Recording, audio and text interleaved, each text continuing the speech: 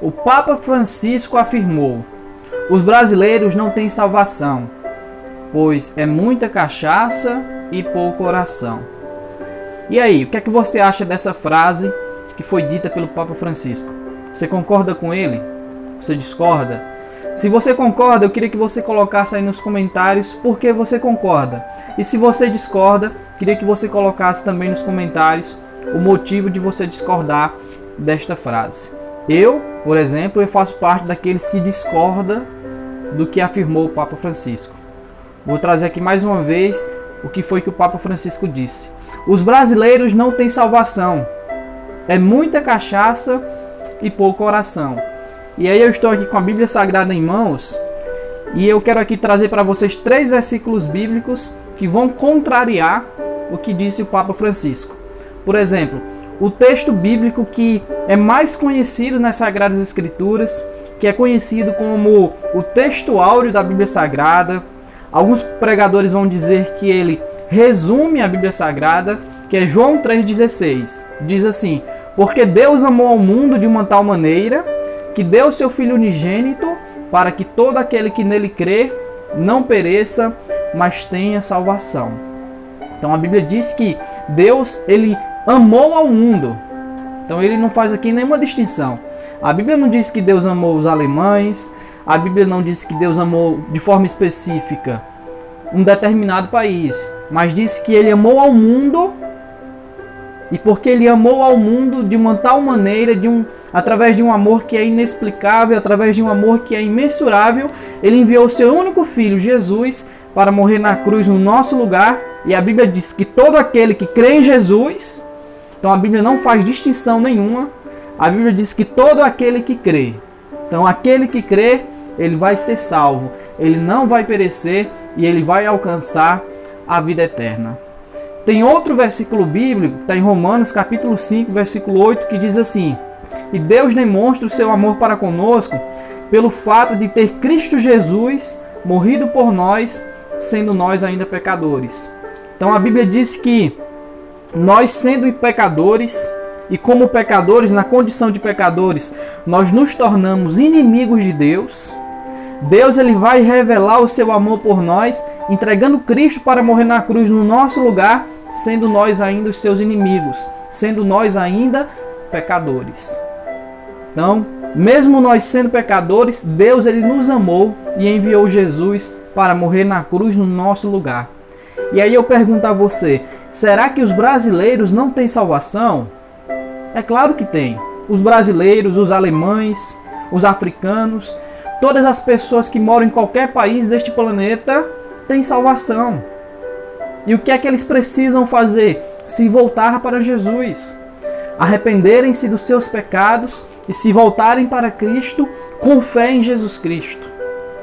Certa vez, Billy Graham, em uma de suas pregações, ele disse, Billy Graham, que foi um evangelista americano, pregou em quase todos os países do mundo, e ele disse que em suas caminhadas, em suas peregrinações, levando o evangelho, chegava até ele pessoas que eram escravas do álcool e diziam assim: há esperança para mim, Billy Graham? E ele dizia: há esperança para você. Se volte para Jesus Cristo, com fé e arrependimento. Ele disse que certa vez veio até ele um padre que estava triste com o ministério, estava desistindo da sua fé. E aquele padre falou para ele que ele viveu uma vida de hipocrisia durante toda a sua vida. E ele perguntou para Billy Graham: há esperança para mim? E Billy Graham disse: há esperança para você. Apesar de você ter vivido toda uma vida de hipocrisia, há esperança. Se volte para Jesus. Se arrependa do seu pecado e volte-se para Cristo, pois há esperança.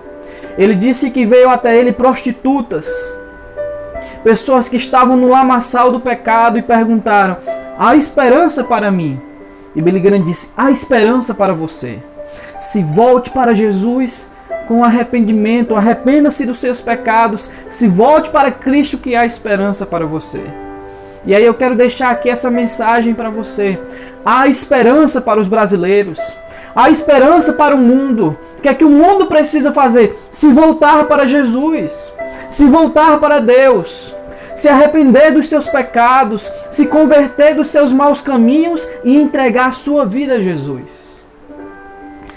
E é essa mensagem, meus irmãos, que faz nos manter cheios de esperança. Mesmo em meio a uma pandemia, mesmo em meio a muitas lutas, a muitas dificuldades, aquele que crê em Jesus, ele tem a certeza da vida eterna que nos foi garantida através de Cristo quando ele morreu na cruz por nós.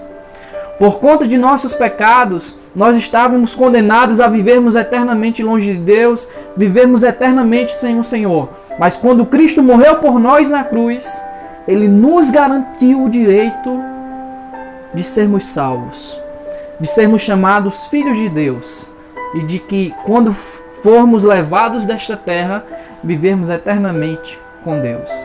Por isso eu quero aqui afirmar que há esperança, há salvação para todas as nações do mundo, e o que nós precisamos é nos voltar para Deus.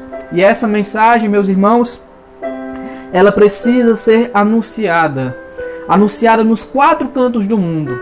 Então você que é cristão, você que é servo de Deus, utilize suas redes sociais, pregue o evangelho de Jesus, anuncie o nome de Jesus, mande versículos bíblicos nos grupos de família, mande versículos bíblicos no seu estado, para os seus amigos.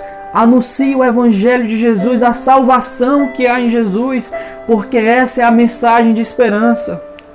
O apóstolo Paulo, quando ele fala para a igreja de Tessalônica, ele diz assim: consolai-vos uns aos outros com estas palavras.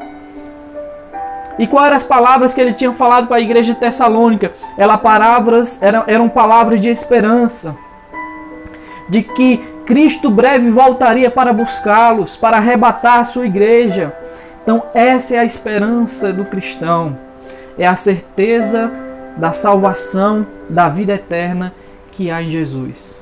Então eu quero aqui discordar do Papa, respeito os católicos, respeito também o Papa, mas eu discordo dessa expressão que ele disse, que os brasileiros não têm salvação, porque é muita cachaça e pouca oração.